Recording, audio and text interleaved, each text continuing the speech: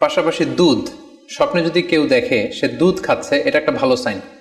স্বপ্নে দুধ খেতে যদি দেখা হয় তাহলে তার জ্ঞান বৃদ্ধি পাবে বলে এটা একটা সাইন বা আলামত বহন করে।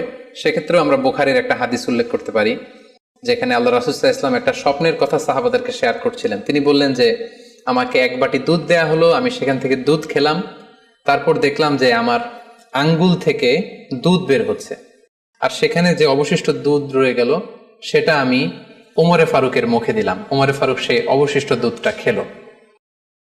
এই স্বপ্নের কথা শুনে সাহাবারা বললেন, মা আউয়ালতা বিহি ইয়া রাসূলুল্লাহ, হে আল্লাহ রাসূল, এটা দিয়ে আপনি কি ব্যাখ্যা করলেন? ফামা আউয়ালতাহু ইয়া রাসূলুল্লাহ, আল্লাহ রাসূল সাল্লাল্লাহু আলাইহি ওয়াসাল্লাম বললেন, আল ইলম, এটা দিয়ে আমি জ্ঞানের ব্যাখ্যা করেছি, অর্থাৎ দুধ হচ্ছে জ্ঞানের প্রতীক। সো কেউ যদি স্বপ্নে দেখেন যে তিনি দুধ পান করছেন, আশা করা যায় এটা তার জন্য ভালো সাইন, তার জ্ঞান বাড়বে বলে আমরা ধারণা করতে পারি।